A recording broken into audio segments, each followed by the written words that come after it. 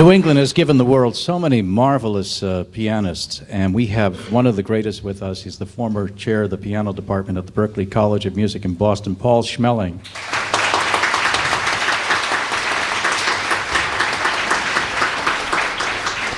Several years ago, I had the pleasure of introducing Dizzy Gillespie at a concert on Cape Cod, and during the intermission, or right after the intermission, Dizzy said, I'm going to ask someone in the audience, he's my very favorite trumpet player, to come up and join me in a couple of numbers, because I think this guy has the best chops in the world. Lou Colombo.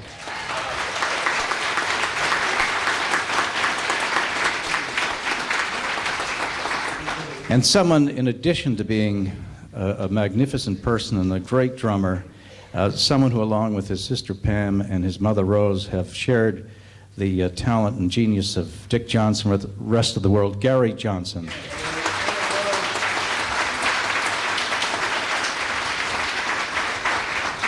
Gary's sister Pam, this past August, I had an opportunity to see Pam Sargent. We were comparing notes. She had a book that the Metropolitan Museum had published, a musical birthday book, and it covered all the genres of music. But it's interesting because you would see, for instance, in the month of April, a cluster of birthdays: the 7th, Billie Holiday; the 8th, Carmen McRae; the 25th, Ella Fitzgerald; the 24th, Barbra Streisand. And then you'd see May 23rd, Artie Shaw; May 30th, Benny Goodman.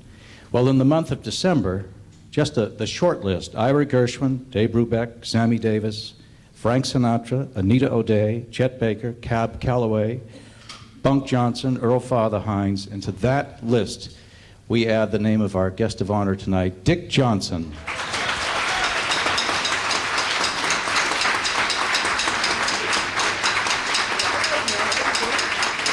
"22 years ago, Dick's manager and friend, Bill Curtis, was so inspired by a Concord album that Dick recorded with Dave McKenna called Spider's Blues, that he impulsively sent a copy of the album out to Artie Shaw, the Artie Shaw, the man that George Gershwin was so impressed with, the man who hired Billie Holiday in 1937, that Artie Shaw, who actually had 3 or 4 or 5 different careers and married some of the most beautiful and exciting women in the world.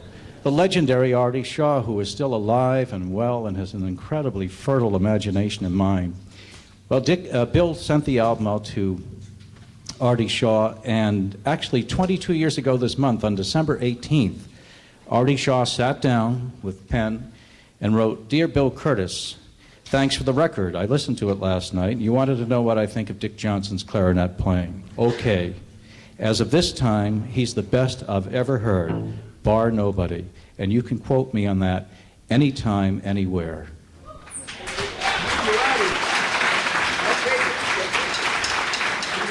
Highland Jazz presents a tribute to Dick Johnson.